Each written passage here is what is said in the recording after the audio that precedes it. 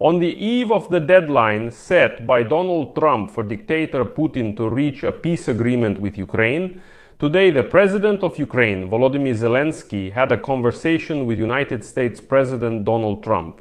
Officially, one of the topics was a mega deal under which the United States is ready to purchase a large batch of Ukrainian drones, and Ukraine will buy from the United States the weapons needed by the armed forces of Ukraine. Well, unofficially, the parties discussed the situation at the front, the needs of the armed forces of Ukraine for weapons, and Ukraine's readiness for further defense at the front. Since the Kremlin is not giving a single signal about being ready to end the war, Putin is confident that the Ukrainian defense will collapse in just 2 to 3 months. And in this context, it is worth mentioning that this week Trump's special envoy Steve Witkoff is flying to Moscow and Kit Kellogg is going to Kyiv. And against the backdrop of all this, for 2 days in a row now, NATO countries have been allocating military aid packages, each worth $500 million. Moreover, the contents of these packages are not being disclosed. I'm Alexei Pechi. It's August 5th. Let's review everything methodically. There are some interesting insider details here. But before we start, I ask you to subscribe to this channel, leave a like, write any comment, and be sure to subscribe to my Telegram channel, Peachy News. The link to it is in the description of this video. There we post breaking news as it comes in. So, today, the President of Ukraine, Volodymyr Zelensky, and the President of the United States, Donald Trump, had an urgent phone conversation. And according to Zelensky, the conversation with Trump was productive. The key topic was ending the war of the Russian Federation against Ukraine. According to the official statement from the office of the President of Ukraine, President Zelensky thanked his American counterpart for his efforts toward a just and lasting peace. It is necessary to stop the killing now, and Ukraine fully supports this. As Zelensky told Trump, quote, "Many months could have already passed without war if the Russians had not prolonged it." According to him, he and Trump also discussed the escalation of the brutality of Russian strikes on Ukraine. The American leader is fully aware of the nature of these attacks. Another topic of discussion was sanctions against Russia, and, as Zelensky noted, the aggressor's economy continues. And that's why Moscow is paying so much attention to Trump's ultimatum, which could change a lot. The leaders also discussed joint European decisions that could strengthen Ukraine's defense. We'll get to that as well. We're talking about allocating funds to purchase American weapons for Ukrainian defenders. Here's a quote. We also talked about our defense cooperation with America, our bilateral cooperation. The draft agreement on drones has already been prepared by the Ukrainian side, and we are ready to discuss it in detail and sign it.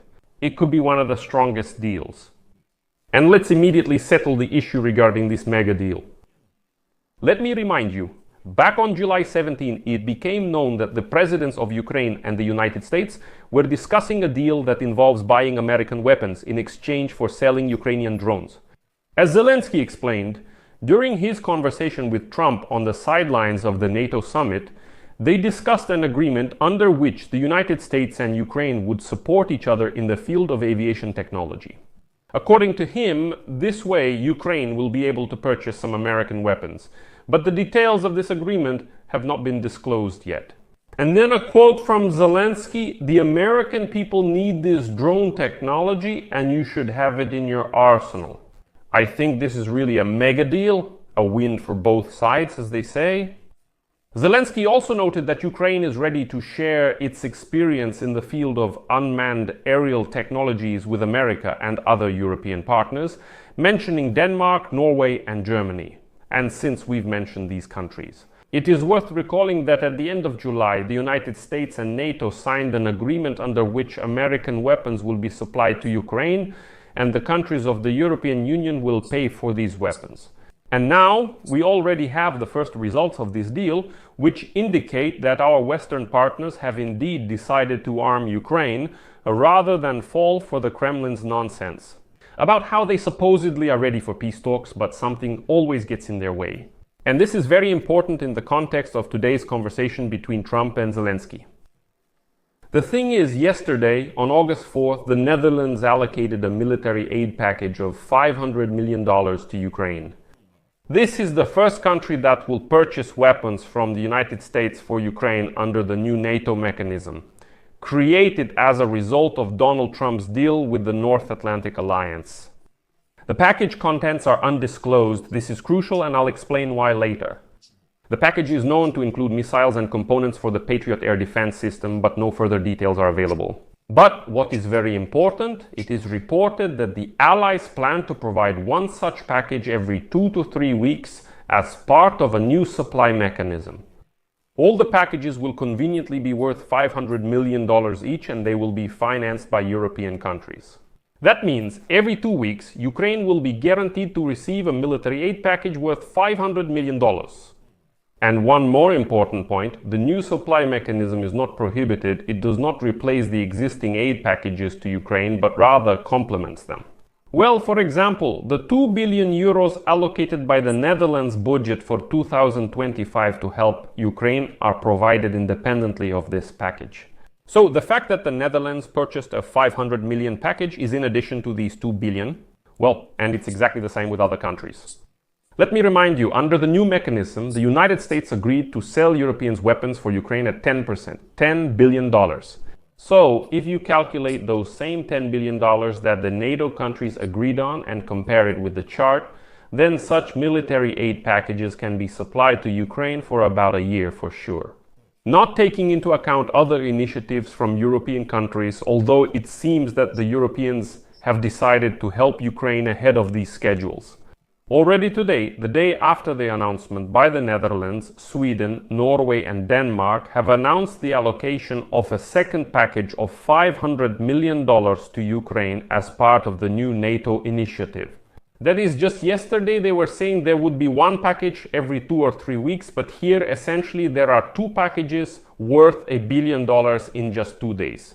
It's important to note that, as before, the contents of the second package are not being disclosed, which is a significant detail. Now, publicly, Russians won't know at all what kind of weapons are being sent to Ukraine. But also, the conversation between Zelensky and Trump is important in the context that as soon as tomorrow or the day after, on August 6 or 7, Steve Witkoff will arrive in Moscow and Kit Kellogg will arrive in Kiev. Both are special representatives of Donald Trump. But the deadline for peace negotiations which Trump gave to Putin ends on August 80. Let me remind you that yesterday we discussed on this YouTube channel that the special envoy of United States President Donald Trump for Ukraine, Kit Kellogg, will come to Kyiv again in the coming days. And, as you understand, the news about Kellogg's upcoming trip to Kyiv coincides with the planned trip to Russia of another Trump envoy, Steve Witkoff. There is an interesting trend emerging. Here I want to remind you how the same Steve Witkoff organized negotiations between Israel and Hamas. They never held direct negotiations, but there was always an American mediator between the negotiating teams from both sides. The core of the negotiations consistently involved the United States engaging in separate dialogues with Israel and Hamas, then consolidating the positions into a unified conclusion. If necessary, the American delegation could pass messages to the other side that were voiced by the first side and vice versa. And now we see that Witkoff and Kellogg will be in Moscow and Kyiv at the same time. It would be ridiculous to call this a coincidence, and it's obvious that the Americans can at least try to conduct those very indirect negotiations between the office of the President of Ukraine and the Kremlin. During such negotiations, it's possible to discuss some organizational matters there. As stated in the Kremlin, future meetings between Putin and Zelensky, if it even happens at all, if it seems at all realistic. Right now, it doesn't look realistic at all. Again, I wouldn't be surprised if Kit Kellogg and Steve Witkoff are constantly in touch these days to pass certain messages between Moscow and Kyiv. On the other hand, it's already obvious that General Kit Kellogg is going to Kyiv amid all these announcements that Ukraine is receiving more and more weapons packages, and it looks like Trump's team has decided that now it's necessary to arm Ukraine as much as possible. So that Ukraine can not only defend itself, but possibly even reclaim its territories from the Russian occupiers. Well, because Putin doesn't want to make any deals. I'll leave it at that. Share your opinions and conclusions in the comments below this episode. Subscribe to the channel, hit the bell, and don't forget to like. If you want to support the work of this YouTube channel, you can do so with any donation on any platform. All the links and details are in the description of this video or by the QR code on your screens. That's all for now. Take care. Goodbye all.